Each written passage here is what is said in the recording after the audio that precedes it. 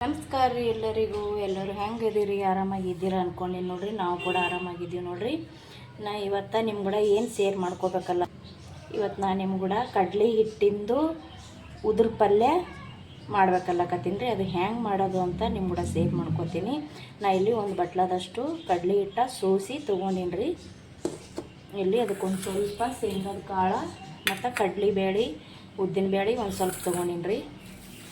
ಹಸಿ ಮೆಣಸಿನ್ಕಾಯಿ ತೊಗೊಂಡಿನಿ ಸಣ್ಣಗೆ ಕಟ್ ಮಾಡಿ, ಕೊತ್ತಂಬರಿ ಸೊಪ್ಪು ಮತ್ತು ಈರುಳ್ಳಿ, ಟೊಮೊಟೊ, ಕರಿಬೇವು, ಸ್ವಲ್ಪ ಹಸಿದು ಶುಂಠಿ ತೊಗೊಂಡಿನಿ ಸಣ್ಣಗೆ ಕಟ್ ಮಾಡಿಕೊಂಡು. ಇದು ಮಾಡಬೇಕಾದ್ರೆ ನಾವು ಸ್ವಲ್ಪ ಈರುಳ್ಳಿ ಜಾಸ್ತಿ ಹಾಕೋಬೇಕ್ರಿ. ಈರುಳ್ಳಿ ಜಾಸ್ತಿ ಹಾಕೊಂಡೆ ಅಂದ್ರೆ ಟೇಸ್ಟ್ ಸಖತ್ತಾಗಿರ್ತದೆ. ಒಂಚೂರು ಒಗ್ಗರಣೆ ಕೂಡ ಎಣ್ಣೆ ಒಂಚೂರು ಜಾಸ್ತಿ ಹಾಕೋಬೇಕ್ರಿ. ಅಂದಾಗ ಈ ಕಡ್ಲಿ ಹಿಟ್ಟಿಂದು ಉದುರು ಪಲ್ಯ ಸೂಪರಾಗಿ ಬರ್ತದೆ ರೀ. ಇದು ಯಾವ ಥರ ಮಾಡೋದು ಅಂತ ನೋಡ್ಕೊಂಬರಂಬರ್ರಿ. ಗ್ಯಾಸ್ ಹಚ್ಚಿ ನಾನು ಒಂದು ಸ್ವಲ್ಪ ಎಣ್ಣೆ ಹಾಕೊಂಡೇನಿ ರೀ. ಕಡಾಯಿ ಇಟ್ಕೊಂಡು ಅದಕ್ಕೆ ಕಡ್ಲಿ ಹಿಟ್ಟು ತೊಗೊಂಡಿದ್ದೀನಲ್ರಿ, ಈ ಕಡ್ಲಿ ಹಿಟ್ಟನ್ನ ಇದಕ್ಕೆ ಹಾಕಂಬ್ರಿ. ಸ್ವಲ್ಪ ಕಡ್ಲಿ ಹಿಟ್ಟಿಂದು ಹಸಿ ಸ್ಮೆಲ್ ಹೋಗೋತನ ಹುರ್ಕೋಬೇಕ್ರಿ.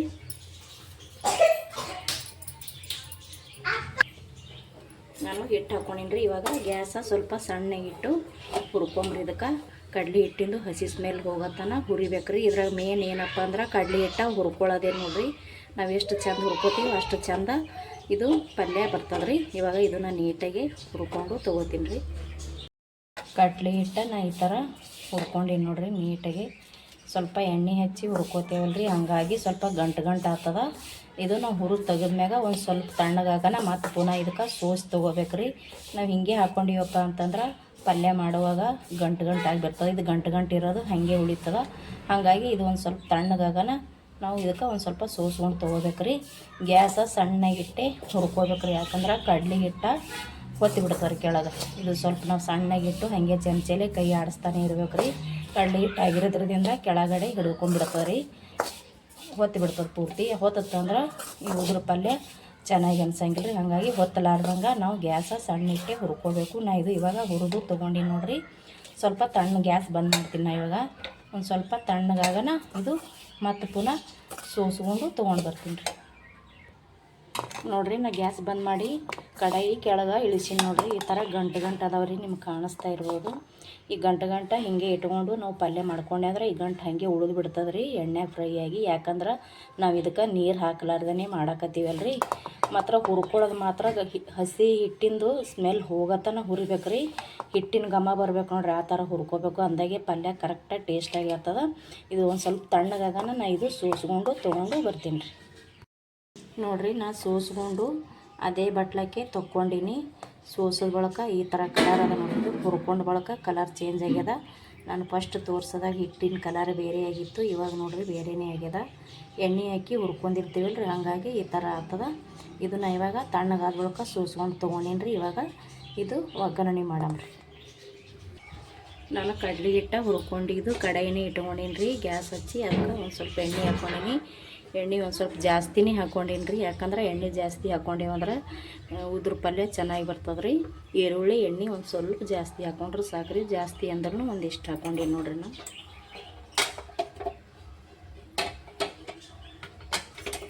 ಇದು ಎಣ್ಣೆಕಾಯನ ಶೇಂಗದ ಕಾಳು, ಕಡಲೆಬೇಳೆ, ಉದ್ದಿನಬೇಳೆ ಹಾಕಂಬ್ರಿ. ಇದಕ್ಕೆ ಶೇಂಗದ ಕಾಳು ಹಾಕೊಳ್ಕತ್ತೀನಿ ರೀ ನಾನು. ಇವಾಗ ಕಡಲೆಬೇಳೆ ಹಾಕೋತೀನಿ ರೀ. ಇವಾಗ ಉದ್ದಿನಬೇಳೆ ಹಾಕೋತೀನಿ ರೀ. ಒಂದು ಸ್ವಲ್ಪ ಕೆಂಪಗಾಗತ್ತನ ಹುರ್ಕೊಂಡು ತೊಗೊಳಂಬ್ರಿ. ಇದಕ್ಕೆ ಇದು ಒಂದು ಸ್ವಲ್ಪ ಕೆಂಪಗಾಗನ ಹಸಿ ಎಲ್ಲ ಸೇರಿಸ್ಕೋತೀನಿ. ಜರ ಕೆಂಪಗಾದರೂ ಇವಾಗ ಹಸಿ ಎಲ್ಲ ಹಾಕೋತೀನಿ. ಕರಿಬೇವು ಹಾಕೋತೀನಿ.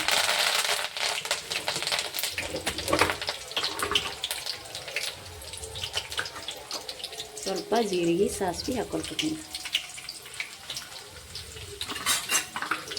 ಇವಾಗ ಸಣ್ಣಗೆ ಕಟ್ ಮಾಡಿ ಇಟ್ಕೊಂಡಿರೋಂಥ ಈರುಳ್ಳಿ ಹಾಕೋತೀನಿ.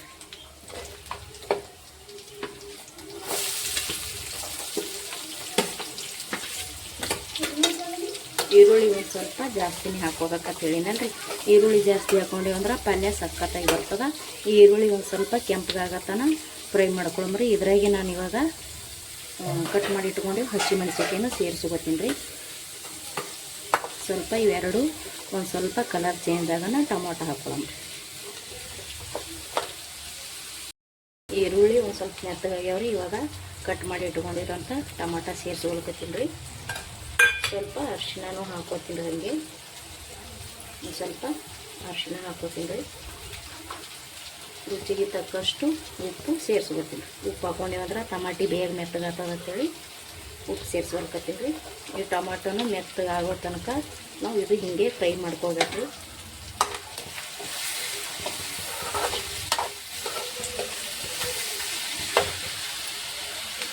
ಇದಕ್ಕೆ ಒಂದು ಸ್ವಲ್ಪ ಇವಾಗ ಕೊತ್ತಂಬರಿ ಸೇರಿಸ್ತೀನಿ.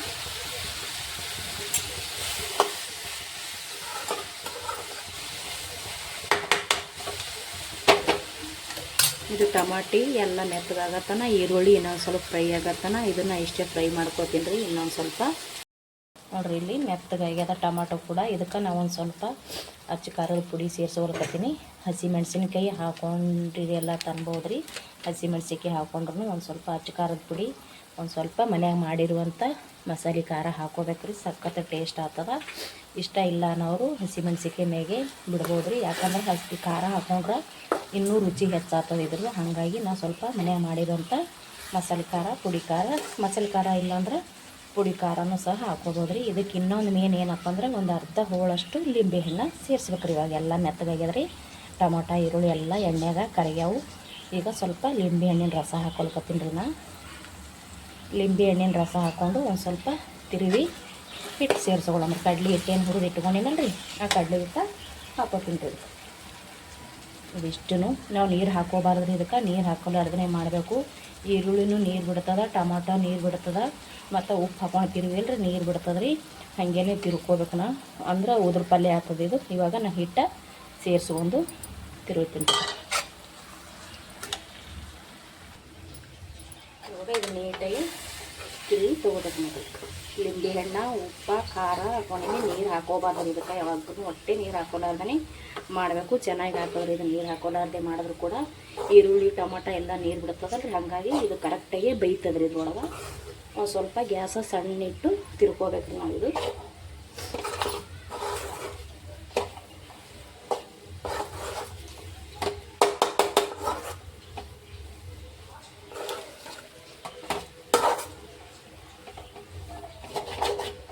ನೋಡಿರಿ ಈ ಥರ ಆಯಿತು. ಇವಾಗ ಇದಕ್ಕೆ ಒಂದು ಸ್ವಲ್ಪ ಮುಚ್ಚಿಡ್ತೀನಿ ರೀ. ಇದು ಸಣ್ಣ ಗ್ಯಾಸ್ ಮಾತ್ರ ಸಣ್ಣ ಇಡ್ಬೇಕು ರೀ. ಸಣ್ಣ ಇಟ್ಟು ಮುಚ್ಚಿ ಒಂದು ಸ್ವಲ್ಪ ಮುಗಿಸಿ ತೊಗೊಳಮ್ರಿ. ನಾವು ಒಂದು ಪ್ಲೇಟ್ ಮುಚ್ತೀನಿ. ನಾನು ಇದಕ್ಕೆ ಒಂದು ಪ್ಲೇಟ ಮುಚ್ಚಿಬಿಡ್ತೀನಿ ರೀ. ಹಾಗೆ ಮಧ್ಯೆ ಮಧ್ಯೆ ಪ್ಲೇಟ್ ತೆಗೆದು ತಿರುಗಬೇಕು ರೀ. ಇಲ್ಲಾಂದ್ರೆ ಹೊತ್ತಿ ಬಿಡ್ತದೆ ಅದು. ಕಡ್ಲೆ ಇಟ್ಟದಲ್ಲ ರೀ. ಹಾಗೆ ನಾವು ಪ್ಲೇಟ್ ತೆಗೆದು ಮಧ್ಯೆ ಮಧ್ಯೆ ಒಂದು ಸ್ವಲ್ಪ ತಿರುವಿ ಉಮ್ಗೈಸಿ ತೊಗೋಬೇಕು ರೀ. ನಾ ಇದನ್ನು ರೆಡಿ ಮಾಡ್ತೀನಿ ರೀ. ನೋಡಿರಿ ನಾ ಹಾಗೆ ಇದು ತೆರೆದು ಅವಾಗವಾಗ ಹಾಗೆ ತಿರುವಿ ತೊಗೊಳಕತ್ತೀನಿ ರೀ. ಇಲ್ಲಾಂದ್ರೆ ಹಾಗೆ ಬಿಟ್ಟಿವಿ ಅಂದ್ರೆ ನಾವಾಗೆ ಹೇಳ್ದಂಗೆ ತಳ ಹೊತ್ತಿ ಬಿಡ್ತದೆ. ಇದು ಹಾಗೆ ತಿರುಗಬೇಕು. ಇದು ಸಖತ್ ಟೇಸ್ಟ್ ಆಗ್ತದೆ ನೋಡಿರಿ. ಸೂಪರಾಗಿರ್ತದೆ. ಮಕ್ಕಳಂತೂ ಭಾಳ ಇಷ್ಟಪಡ್ತಾರೆ ರೀ ಇದಕ್ಕೆ. ನನ್ನ ಮಕ್ಕಳಂತೂ ಬರೀ ಹಾಗೆ ತಿಂತಾರೆ ನೋಡಿರಿ. ರೊಟ್ಟಿ ಬೇಡ, ಚಪಾತಿ ಬೇಡ, ಅನ್ನ ಬೇಡ. ಇದಕ್ಕೆ ರೊಟ್ಟಿ ಮತ್ತು ನಾವು ಬಿಸಿ ರೊಟ್ಟಿ ಮಾಡ್ತೀವಲ್ರಿ, ಬಿಸಿ ರೊಟ್ಟಿ ಮಾಡೋವಾಗೆ ಒಂದೆರಡು ರೊಟ್ಟಿ ಕಡಕ್ ಮಾಡಿಕೊಂಡು ಅದ್ರ ಒಟ್ಟಿಗೆ ತಿನ್ಬೇಕು ರೀ. ಸೂಪರಾಗಿರ್ತದೆ. ಕಡಕ್ ರೊಟ್ಟಿನೇ ಅಂತಲ್ರಿ, ಚಪಾತಿಗೆ ಕೂಡ ಸೂಪರಾಗಿರ್ತದೆ. ಬಿಸಿ ರೊಟ್ಟಿಗೂ ಕೂಡ ಸೂಪರಾಗಿರ್ತದೆ. ಮತ್ತು ಸೈಡ್ ಅನ್ನಕ್ಕೂ ಹಾಕ್ಕೊಂಡು ತಿನ್ಬೋದು. ಇಲ್ಲಪ್ಪ ಅಂದ್ರೆ ಬಿಸಿ ಅನ್ನಕ್ಕೆ ಇದು ಹಾಕ್ಕೊಂಡು ಮಿಕ್ಸ್ ಮಾಡಿ ಕಲಿಸಿ ಕೂಡ ತಿನ್ಬೋದು ನೋಡಿರಿ. ಹೆಂಗೆ ತಿಂದ್ರೂ ಈ ಪಲ್ಯ ಸಖತ್ತಾಗಿರ್ತದೆ ರೀ. ಇದು ನೀವು ಒಂದು ಸಲ ಟ್ರೈ ಮಾಡಿ ನೋಡಿರಿ. ಭಾಳ ಅಂದ್ರೆ ಭಾಳ ಇಷ್ಟಪಡ್ತೀರ. ಸೂಪರ್ ಆಗ್ತದೆ ಇದು ಪಲ್ಯ. ಸ್ವಲ್ಪ ಹಾಗೆ ತಿರುಗಬೇಕ್ರಿ, ಇಲ್ಲಾಂದ್ರೆ ತಳ ಹಿಡಿತದ. ಇದಕ್ಕೆ ನಾನಂತೂ ನೀರು ಹಾಕಿಲ್ಲ ನೋಡಿರಿ. ನೀರು ಹಾಕೋದೇ ಬೇಡ್ರಿ. ಹಿಟ್ಟು ಮಾತ್ರ ಘಮ ಬರತ್ತನ ಹುರ್ಕೋಬೇಕ್ರಿ. ಇದನ್ನು ನಾವು ಎಷ್ಟು ಹಿಟ್ಟು ಚಂದ ಹುರಿತೀವಿ ಅಷ್ಟು ಚಂದ ಪಲ್ಯ ಆಗ್ತದ್ರಿ ಇದು.